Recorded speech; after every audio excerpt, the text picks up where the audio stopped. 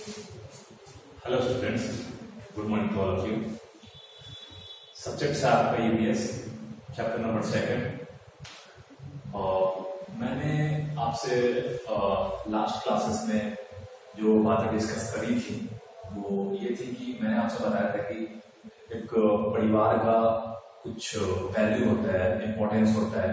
एक परिवार आपको क्या क्या देता है, एक परिवार से आप क्या क्या सीखते हैं, एक परिवार आपको कैसे एक सफल इंसान बनाने का काम करता है, और आपकी लाइफ में एक अच्छे परिवार, बड़े परिवार का कितना इंपॉर्टेंस होता है। और फिर कुछ परिवार के रूल्स होते हैं, जो रूल्स को हमें फॉलो करना पड़ता है, जो हमें बड़े बना देते हैं रूल्स हमारे अच्छाई के लिए।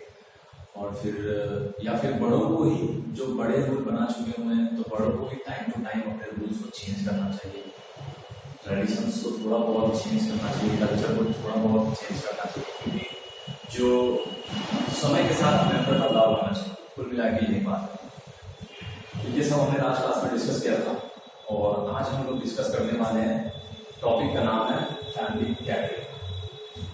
तो ये फैमिली गैदरिंग वर्ड से मतलब आपको जो समझ में आ रहा है वो आपको ये समझ आना चाहिए। फैमिली गैदरिंग का मतलब कि जो परिवार है आपका, तो वो हमेशा आपके साथ नहीं रहता।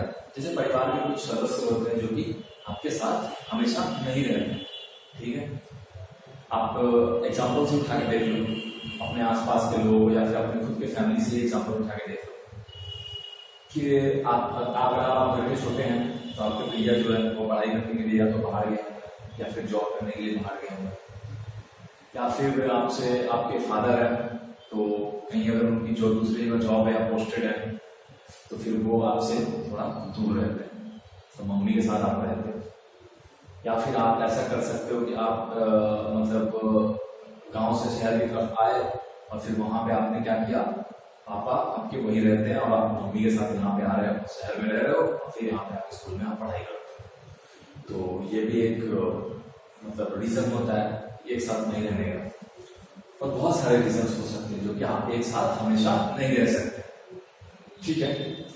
लेकिन यहाँ पे जो टॉपिक है फैमिली गैदरिंग, इसमें क्या करना है, आपको सबको एक साथ लाना है, ठीक है। जो जहां है वहां से सबको लाके एक साथ रखना है, ठीक है। वो कब कब आएंगे एक साथ, क्यों आएंगे एक साथ, ये सब क्वेश्चंस बनते हैं। हम इसमें इस टॉपिक में यही डिस्कस करने वाले हैं। तो मैंने कुछ पॉइंट्स लिखे हैं यहाँ पे, हटता हूं मैं, आप अच्छे से देख लो इसको, और फिर हम इसको डिटेल में डील करते हैं। और फिर मैं आपको कुछ क्वेश्चंस भी दूंगा, लिखूंगा बोर्ड पे, और आपको उस क्वेश्चन को सॉल्व करते हैं, ठीक है। चलो, तो मैंने फर्स्ट पॉइंट लिखा है, paternal and maternal relatives are a part of our extended family. तो ये पैटर्नल और मैटरनल दो वर्ड्स है। पैटर्नल बोले तो आपका पापा का रिलेटिव्स, जैसे आपके पापा का रिलेटिव्स बोले हैं मतलब आपके चाचा, आपके अंकल, एग्जाम्पल हुआ आपके अंकल, ठीक है। तो ये आपके पैटर्नल रिलेटिव्स हो गए, ठीक है। मैटरनल रिलेटिव्स मतलब आपके मम्मी के रिश्तेदार, मम्मी के खास, ठीक है। अब मम्मी अगर आपके पापा के घर में आ गए हैं तो आपके पापा वाले भी अपने मम्मी के रिश्तेदार ही लगते हैं, ठीक है। तो मम्मी के खास, जैसे आपका नाना, आपकी नानी, आपके मामा, ठीक है, आपका क्या होगा, मैटरनल रिलेटिव्स होगा, ठीक है। Paternal and maternal relatives are part of our extended family. Extended family का मतलब जो कि आपके इंटरनल फैमिली, जैसे आपके मम्मी, आपके पापा, आपके दादा दादी अगर आपके साथ रह रहे हो, या फिर आपके भाई, आपके बहन, इनके अलावा जो होते हैं वो एक्सटेंडेड फैमिली में आते हैं। क्या बोला मैंने, मम्मी, पापा, दादा दादी अगर आपके साथ रहते हैं तो, या फिर आपके भाई और आपके बहन, जो कि आपके इंटरनल फैमिली में आते हैं, जो कि आपके अगर खास फैमिली मेंबर है। बाकी आपके पैटर्नल एंड मैटरनल, पापा के रिश्तेदार, मम्मी के रिश्तेदार, जो कि रिलेटिव्स हैं मम्मी के, वो पार्ट ऑफ मतलब एक्सटेंडेड फैमिली के पार्ट है, ठीक है। एक्सटेंडेड फैमिली के पार्ट है। तो मैं एग्जांपल दूं, आपके मामा आपकी फैमिली की कौन सा पार्ट है, कौन सा पार्ट में आते हैं, आप इसका आंसर क्या दोगे, इसका आंसर होगा एक्सटेंडेड फैमिली के पार्ट में, ठीक है। क्लियर है। चलो, फैमिली गैदरिंग टॉपिक है, आते हैं फैमिली गैदरिंग में। अच्छा, फैमिली गैदरिंग मतलब फैमिली वाले सारे लोग गैदर्ड हो गए, एक जगह पे हो गए, इकट्ठा हो गए। तो क्यों इकट्ठा हो गए? कुछ कारण होता होगा ना इकट्ठा होने का। ऐसे तो हमेशा अगर कुछ कारण नहीं होता होगा तो भैया हमेशा साथ में रहना चाहिए, लेकिन हमेशा तो साथ में रहते नहीं है, लेकिन कुछ वजह होता है जब भी कभी कभी साथ में आते। तो क्यों आते हैं? तो एग्जाम्पल्स कुछ है, कुछ एग्जाम्पल्स बोलो इसको, चाहे रीजंस बोलो, जो कि आपकी फैमिली गैदर होती है सब एक जगह। बर्थडे, किसी का बर्थडे रहता है, आप ही का बर्थडे, अगर आप बहुत प्यारे बच्चे हैं, आपके लड़के बहुत ओबीडियंट है, तो सारे लोग आपको विश करने के लिए कहाँ आ जाएंगे? आपके घर पे आए, ठीक है, आपके बर्थडे में, या फिर आपके पापा के बर्थडे में, या फिर आपके मम्मी के बर्थडे में, या फिर आपके भाई के बर्थडे में, जो भी लोग वो आ जाएंगे, ठीक है। मैरिज, किसी की शादी हो रही है आपके घर में, आपकी सिस्टर की शादी हो रही है, आपके भाई का शादी हो रहा है, तो वहां पे आपके घर पे फैमिली मेंबर्स, बहुत सारे एक्सटेंडेड फैमिली मेंबर्स आपके घर पे आ जाएंगे और फैमिली गैदरिंग हो जाएगी। नेमिंग सेरेमनी, आपके घर में आपका बच्चा पैदा किया किसी का, ठीक है, आपका भतीजा हो या फिर आपके भाई या आपकी बहन, कोई भी हो सकता है, तो वो उसका नामकरण होना है। आपका जैसे नाम है, मेरा जैसे नाम है, वैसे ही उसका नामकरण होना है। तो नामकरण के लिए लोग आते हैं घर पे, चलिए उनके घर ऐसा सब हो रहा है, तो हम भी उसमें शामिल होते हैं, ठीक है। फेस्टिवल्स, जैसे सब बहुत दूर रहते हैं, लेकिन आपके भैया अगर आपसे बहुत दूर रह रहे, मान लिया, या फिर आप ही शहर में रह रहे हो और फिर आपका गांव है, आपका मेन घर, जहाँ पे आप किराए के मकान में रह रहे हो, तो फिर आप क्या करोगे? घर कब जाते हो? फेस्टिवल्स में। जैसे कि आपने होली में गए होंगे आप, ठीक है, फेस्टिवल्स का होगा तो आप होली में अपने अपने घर की तरफ गए होंगे, फिर वहां पे आपके बहुत सारे रिलेटिव्स होंगे जो कि सब एक जगह पे इकट्ठा हुए होंगे, आपने अच्छे से होली सेलिब्रेट किया होगा, या फिर दिवाली, जो भी है, डिफरेंट डिफरेंट फेस्टिवल्स हैं, जैसे ईद। तो आप कब इकट्ठा होते हो? एक कारण ये भी हो सकता है कि आप फेस्टिवल पे सारे फैमिली वाले एक जगह पे इकट्ठा होते हैं। हाउस वार्मिंग, अच्छा, ये हाउस वार्मिंग है ना, कुछ लोगों को नहीं समझ में आया होगा कि हाउस वार्मिंग होता क्या है, क्योंकि ये वर्ड ऐसे जनरली यूज होता नहीं है, कभी कभी यूज होता है। तो चलो मैं बता दूं, लेकिन आपके बुक में है हाउस वार्मिंग लिखा हुआ, तो आपको जानना चाहिए। हाउस वार्मिंग होता है मतलब किसी का नया घर बना ना, तो उसके घर में गृह प्रवेश, ठीक है, फर्स्ट टाइम गृह प्रवेश होता है, तो आप सबको दावत देते हो, सबको इन्वाइट करते हो कि आप आओ मेरे घर पे, और मतलब नए घर में हम प्रवेश करने जा रहे हैं, तो आप एक उसको मोमेंट्स को एंजॉय करो। तो उसके लिए बहुत सारे आपके फैमिली मेंबर्स होते हैं, बाहर वाले एक्सटेंडेड फैमिली मेंबर्स, जो कि आते हैं आपके, उसको गृह प्रवेश बोलते हैं, ठीक है, घर भोज बोलते हैं, समझ गए? मैं लिख देता हूँ आपको, गृह प्रवेश, नए घर में आते हैं, तो ये सब कारण होता है, ये सब रीजन होता है जब फैमिली गैदरिंग होता है। इसको आप नोट डाउन कर लेंगे, मैं बता रहा हूँ, पोस्ट करके आप इसको नोट डाउन करेंगे, ठीक है।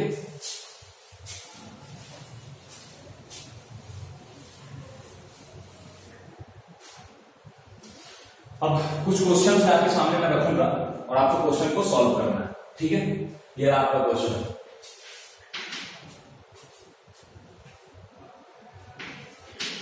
Right the festival that you celebrate with all the family member। देखो, आपको फेस्टिवल का नाम लिखना है, वैसे फेस्टिवल का नाम लिखना है जिस फेस्टिवल की वजह से, रीजन से आपके सारे फैमिली मेंबर गैदर होते हैं, इकट्ठा होते हैं, ठीक है। तो वैसे फैमिली फेस्टिवल्स का नाम आपको लिखना है। अब आप रिकॉल करो कि आप कौन से फेस्टिवल्स में सब लोग एक जगह इकट्ठा होते हैं, ठीक है, सबका अलग अलग फेस्टिवल्स होता है। तो आपको इसका आंसर करना है, हमको फेस्टिवल्स का नेम बताना है, ठीक है। चलो, ये आप सोचो और आप इसको डील करो, और मैं आपको इसको मिटाता हूँ, ठीक है। और सुनो, जितने भी क्वेश्चंस मैं दे रहा हूं ना, तो इस गलतफहमी में मत रहना कि सबको देखने आ नहीं रहे।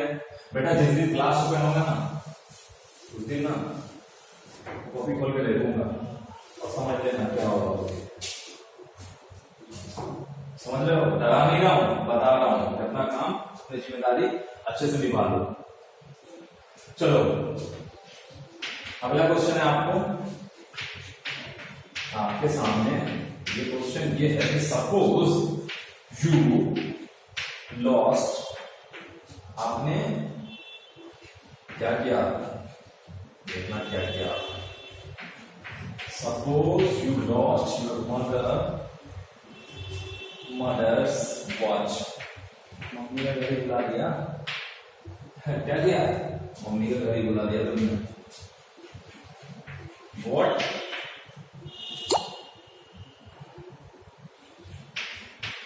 वुड यू डू, तुमने मम्मी का घड़ी बुला दिया, ठीक है, तो तुम क्या करोगे, मम्मी का घड़ी बुला दिया, मम्मी से मार खाओगे,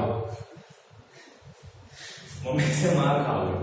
जब मम्मी को पता चला तो सीधी सी बात पीटेंगे आपको, तुमने उनका घड़ी बुला दिया।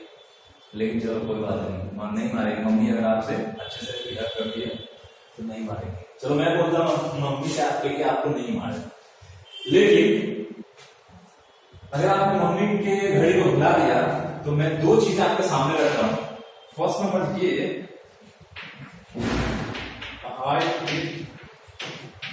फ्रॉम योर मदर, मम्मी का घड़ी बुला दिया, मम्मी से छुपा लिया तुमने, मम्मी को बताया कि मम्मी मैंने आपका घड़ी बुला दिया है, एक ये हो गया। और फिर दूसरा है कि आपने मम्मी को सब कुछ सच बता दिया, मम्मी देखो मैंने ऐसे किया कि मैंने आपका घड़ी पहन लिया था और फिर मैं कहीं पे गया तो मेरी घड़ी गिर गई, मम्मी को पता ही नहीं घड़ी गिरा कहां पे, ठीक है। तो आपने क्या किया, टेल हर ट्रूथ या फिर हाइड फ्रॉम योर मदर। सोचो जल्दी तुम क्या करोगे, मम्मी से छुपाओगे या मम्मी से बताओगे। अभी तुम सोचो अच्छे से और सोच के मेरे को नेक्स्ट क्लास में बता। अगर नहीं तुम तो बता नहीं पाओगे, लेकिन मैं आपको बताऊंगा नेक्स्ट क्लास में। अगर आपका आंसर सही होगा तो अच्छी बात है, आपका रिसेट करोगे, कुछ शाबाशी हो गया, ठीक है। नहीं तो मैं खुद शाबाशी दूंगा आपको यहीं से, यहाँ से कितना दे सकता होगा। चलो ठीक है, तो ये क्वेश्चन आपके सामने रहा, आप इसको डील करेंगे, आप इसको बनाएंगे। तो मैं इसको मिटाता हूँ, पोस्ट करके आप क्वेश्चन बनाना, और सब नोट डाउन करना।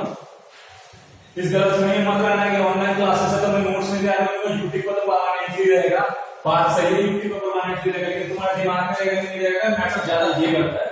तो अगर कॉपी में रख लोगे ना तो तुम्हारे दिमाग में भी आता है याद रखना है चीज, बात को ज्यादा मेहनत करना नहीं पड़ेगा। चलो, तो ये आपका चैप्टर यहीं पे वो फिनिश होता है, लेकिन मैं एक पॉइंट्स के बाद ये चैप्टर बहुत अच्छे से फिनिश करूंगा। एक पॉइंट बहुत इंपॉर्टेंट पॉइंट है जो इस पूरे चैप्टर का मेरे को लगता है कि सोल है, जान है, रूह है, ठीक है, वो जान में लिखता हूं वहां पे। चलो, और family is a school institution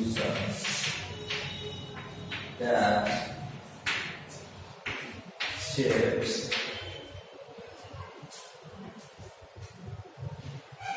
the life of an individual मतलब पता है क्या होता है? इंडिविजुअल मतलब होता है एक इंसान, सिंगल इंसान, इंडिविजुअल। मेरे को देखिए बोल सकते हो जाएगा individual and influences is perception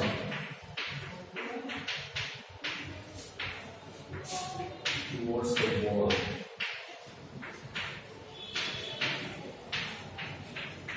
देख, ये बहुत इंपॉर्टेंट लाइन है, बहुत ज्यादा, मतलब इस चैप्टर का ये सोल है, बहुत इंपॉर्टेंट पॉइंट्स है, मैंने इसलिए इसको बॉक्स में डब्बे में बंद कर दिया। और लिखा क्या हुआ है ध्यान दो। Family is a school, family क्या है, एक स्कूल है, मैंने फर्स्ट क्लास में बताया था, परिवार आपका एक सबसे पहला स्कूल और मम्मी आपकी सबसे पहली टीचर है, सबसे अच्छी टीचर है, सबसे बेस्ट, ठीक है।